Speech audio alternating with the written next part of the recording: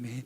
네, 오늘 말씀을 가지고 하나님의 집이니라 하는 제목으로 말씀의 은혜를 함께 나누기 원합니다. 우린 계속해서 고린도전서 말씀으로 토요 새벽에 은혜를 나누고 있는데요. 지난 2주간에 걸쳐서 고린도 교회 안에 발생되는 이 분열의 문제에 대하여 바울을 통해 주신 하나님의 말씀을 함께 나눴습니다. 우리가 이제 모든 문제를 대할 때 항상 두 가지를 기억해야 된다, 제가 말씀을 드렸는데, 첫 번째는 그 문제의 원인이 뭐냐, 가장 근본되는 문제가 뭐냐는 거죠. 그걸 살펴야 됩니다. 그리고 두 번째는 그에 맞는 대처 방안, 즉 해법이 뭐냐, 이 두 가지를 항상 기억해야 되는 거죠. 이에 따라 이 고린도 교회가 가졌던 이 분열의 문제, 나는 게바파, 나는 아볼로파, 나는 바울파, 나는 이도저도 아닌 나는 그리스도파, 이렇게 분열되는 이 원인과 해법에 대해서, 그 고린도 교회가 가졌던 그 분열의 다툼의 원인과 해법에 대해서 제가 2주간 말씀을 나눴습니다. 먼저 고린도 교회가 가졌던 그 분열의 원인을 두 가지로 얘기했습니다. 첫 번째로는 육신에 속한 자라고 표현되는 미성숙된 믿음 때문이라는 거죠. 그러니까 자기중심적인 태도 때문에 분열이 생겼다는 겁니다. 근데 그렇게 된 이유가 뭐냐? 바로 젖을 먹는다라고 표현되는 의존적인 신앙. 그러니까 다른 사람을 의존하는 거예요.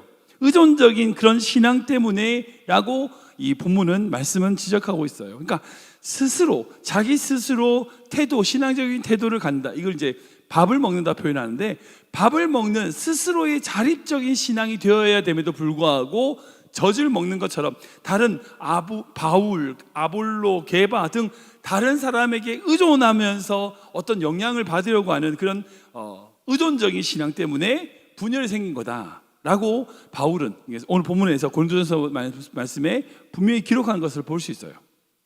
그러면 이 두 가지 원인으로 따라서 해법을 또한 두 가지를 합니다.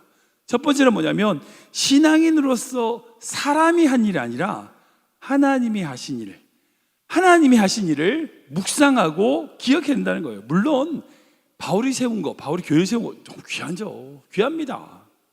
아볼로가 양육한 거요, 너무나 귀한 일이에요. 그런데 하나님이 하시지 않으셨으면, 나는 심었고 아볼로는 물을 주었으나 키우신 것은 하나님이라는 거예요. 그러니까 물론 심은 것, 물을 주는 것 중요하죠. 나쁜 거 아니에요. 너무나 귀한 일이지만 하나님이 안 하셨으면 그 일들이 무슨 소용이 있겠습니까? 그러니까 하나님이 하신 것을 집중해야 되는데, 물 줬어, 심었어. 그러니까 사람이 한 것을 집중하다 보니까 문제가 해결 안 된다는 거예요. 그 두 번째로 뭐냐면, 자기 스스로의 자기 정체성, 바른 정체성이 있어야 된다는 거예요. 우리 말씀 9절 말씀이 이렇게 기록되어 있거든요. 같이 읽겠습니다. 시작. 우리는 하나님의 동역자들이요 너희는 하나님의 밭이요 하나님의 집이니라. 아멘.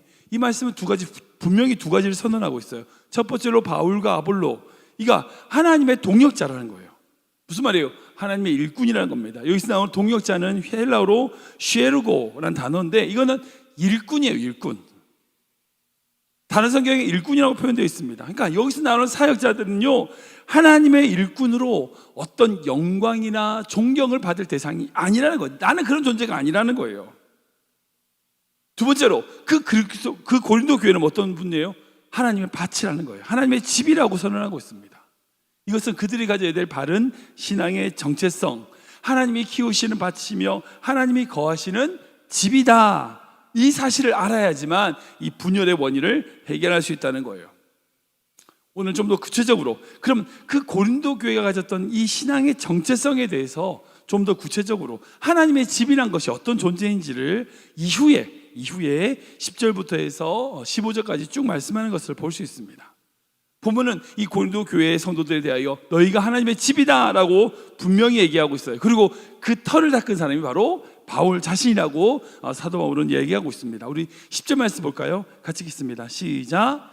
내게 주신 하나님의 은혜를 따라 내가 지혜로운 건축자와 같이 터를 닦아두매 다른 이가 그 위에 세우나 그러나 각각 어떻게 그 위에 세울까를 조심할지니라. 아멘. 바울은 지금 자신을 어떻게 얘기하고 있어요? 지혜로운 건축자같이, 그러니까 건축자라는 겁니다. 건축자라고 표현하면서 내가 터를 닦았다. 여러분들, 모든 개척자들은 다 터를 닦는 사람이죠. 기초를 놓는 사람입니다. 근데 그게 자기가 잘나서 그렇겠냐? 아니죠. 예, 분명히 자기의 능력으로 한 게 아니라고 얘기합니다. 하나님의 은혜에 따라 내가 그렇게 터를 쌓았다, 터를 닦았다 라고 고백하고 있어요. 그리고 자신이 닦았던 그 터 위에 어떤 것을 세울지를 조심해야 된다, 경계해야 된다 라고 말씀하고 있습니다. 근데 사도 바울은 먼저 그 터가 뭐냐? 11절 말씀 볼까요? 같이 읽겠습니다. 시작. 이 닦아둔 것 외에 능히 다른 터를 닦아둘 자가 없으니 이 터는 곧 예수 그리스도라. 아멘. 예수 그리스도만이 우리의 유일한 터입니다. 우리가 아는 성전이라는데 이 성전이 세워지는 터는요 바로 예수 그리스도라는 거예요. 이 말씀은요 마태복음 15장에 보면 베드로의 신앙 고백, 주는 그리스도시요 살아계신 하나님의 아들입니다 라고 고백했을 때에 예수는 뭐라고 하세요? 내가 네 고백 위에, 이 믿음 위에 내 교회를 세울 것이다 라고 말씀하신 것이죠. 그 믿음 위에, 반석 위에 교회를 세우시겠다는 주님의 약속하고 연결됩니다. 그러니까 우리의 터, 우리의 신앙의 뿌리는 다른 게 아니에요. 예수 그리스도입니다. 예수 그리스도입니다.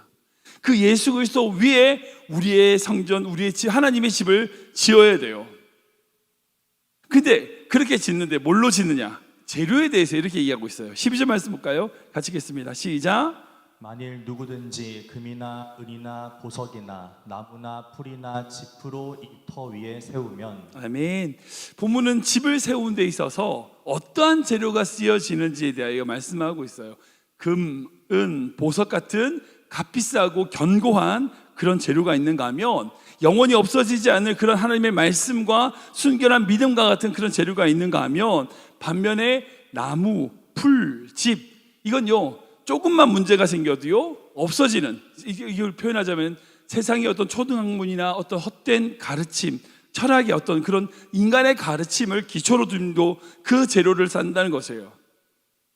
우리가 이제 결혼식 할 때 이제 반지를 주고받습니다. 금을 이제 주고받죠. 보석 여러 가지 많은 것을 하지만 특히 이제 금은 보석 같은 것들을 서로 이제 약속으로 주고받습니다. 왜 그런 걸 주고받을까요? 그게 비싸서요? 물론 비싸기도 하죠. 비싸니까 주고받는 것도 되지만 중요한 건 영원하기 때문이에요. 영원하기 때문이에요. 그러니까 그 결혼이라고 하는 그 거룩한 성례를 이루면서 영원한 어떤 그런 재료를 가지고 그 약속을 상징하는, 그게 바로 혼례품이잖아요. 무슨 말이에요? 교회가, 사도 바울이 그 고린도 교회를 세움에 있어서 인간적으로 쉽게 없어질 수 있는 짚이나 어떤 나무나 풀, 그게 아니라 변하지 않는 그런 금이나 은이나 보석 같은 것으로 교회를 세워나가야 됨을 말씀하고 있는 거죠. 근데 이후에 13절부터 15절까지 말씀 보면 그렇게 집을 지었을 때 그냥 짓고 끝나냐? 그렇지 않다는 거예요. 어느 때가 되면 그 지은 것이 어떠한지에 대하여 그 공적, 그 집을 어떻게 지었는지에 대한 평가가 있다는 거예요. 시험이 있다는 거예요. 불이라고 표현되는 어떤 시험이 받게 되는데 그 시험이 왔을 때에 그 세워졌던 그 예수 그리스도의 반석 위에 세워졌던 그 집이 홀라당 다 타버려서 없어지느냐, 그대로 남아있느냐에 따라서 상을 받고 해를 받게 된다라고 말씀하세요. 우리 15절 말씀 볼까요? 같이 읽겠습니다. 시작. 누구든지 그 공적이 불타면 해를 받으리니 그러나 자신은 구원을 받되 불 가운데서 받은 것 같으리라. 아멘. 이 본 말씀 보면 이제 그렇게 시험이 왔을 때 다 타버렸어, 없어버리면 해를 받는다라고 하면, 그러니까 이걸 마치 이제 구원이 취소되는 것처럼 하나님께 큰 벌을 받는 것처럼 여겨질 수 있는데 이 본문은 그렇지 않아요. 해를 받으리라는 표현은요, 단순하게 얘기하면 자신이 그렇게 쌓아놓았던 것을 잃어버릴 것이다 라는 의미예요. 그러니까 잃어버리니까 해를 받을 거라는 거죠. 즉 비본질적인 것, 없어질 그런 나무나 풀이나 집 같은 것으로 짓게 되면 그것을 쌓느라고 수고하잖아요. 고생하잖아요. 실컷 고생을 했는데 다 타버리고 아무도 남지 않는다는 거예요. 그 자체가 손해가 되고 해가 된다는 거죠. 즉 사실 신앙생활 하면서 우리가 하나님의 집으로 지어져감에 있어서 솔직히 본질적인 것으로 우리가 우리의 신앙을 세워가고 있습니까? 아니면 하나님 보시기에 아무것도 아닌 비본질적인 것으로 채우고 있습니까? 이 부분에 있어서 교회사를 보면요, 교회가 싸우고 갈라지는 힘든 상황을 보면 정말 어떻게 복음의 어떤 본질적인 것으로 교회가 갈라지는 경우는요 정말 드물어요. 진짜 드물어요. 대부분 어찌 아세요? 비본질적으로 싸우는 거예요. 제가 이전에 말씀드렸는데 미국의 교단 중에 left foot denomination이라고 있어요. 무슨 말이야? 왼쪽발 교단인데 뭐냐면 세족식 하는데 오른발을 먼저 하냐 왼쪽발 먼저 하냐로 서로 싸운 거예요. 오른발을 해야 된다는 사람하고 왼쪽발을 먼저, 아니 어떻게 오른발을 먼저, 왼쪽발을 해야지. 그러니까 그걸로 싸워가지고 왼쪽발로 세족식을 먼저 해야 된다라고 생각하는 사람들이 모여서 교단을 만들어서 교회가 갈라진 거예요. 여러분, 한국에 깍두기 먹냐 김치 먹냐 그걸 싸웠다고. 그러니까 진짜 복음이 아니에요. 복음이 아니에요. 그러니까 비본질적인 거라고요. 그 비본질적인 것으로 인하여 서로 다투고 갈라지는 거예요. 그러니까 우리가 신앙생활하면서 우리의 신앙에, 우리의 믿음에 무엇을 채워야 될까요? 본질적인, 정말 영원히 변치 않는 그 믿음과 그 귀한 가치를 채워 나가야 될까요? 아니면 비본질적인 거, 남들이 나를 어떻게 보냐, 남들이 나를 어떻게 생각하냐, 이런 것들로 인하여 우리의 신앙을 채우고 있습니까? 만약 우리가 그렇다면, 비본질적인 거 채우고 있다면 어느 때가 되면요 반드시 그건 다 없어져요. 다 없어져요. 막 지금은 종교 받는 것 같죠? 지금은 막 높은 것 같죠? 아니요, 그렇지 않다고요. 시간이 지나면 다 없어져요. 영원히 우리에게 남는 것은요 말씀, 그분의 은혜, 그분의 사랑, 하나님이 주시는 그 본질적인 복음 말고는 없어요. 그래서 마지막으로 사도 바울은 이렇게 말씀합니다. 16절 말씀 볼까요? 같이 읽겠습니다. 시작. 너희가 하나님의 성전인 것과 하나님의 성령이 너희 안에 계시는 것을 알지 못하느냐. 아멘. 우리가 하나님의 성전이라는 사실, 그리고 하나님의 성령이 우리와 함께 한다는 사실을 반드시 깨달아야 됩니다. 하나님의 성전인 우리가 하나님의 집을 지어져 감에 있어서 본질적인 것, 정말 본질적이지, 그 하나님의 말씀, 그 성령만을 붙들고 나아가야 한다는 거예요. 만약 우리가 본질적이지 않는 것, 어떤 비본질적인 것을 막 추구한다면요 어떤 환난과 어려움이 찾아왔을 때, 시험이 왔을 때 다 타서 없어져 버리는 거예요. 우리가 혹시 그런 것들을 목매고 있는 것은 아닌지 우리 스스로 점검해야 됩니다. 여러분, 어느 공동체든지요 필요한 게 있어요. 네, 있죠.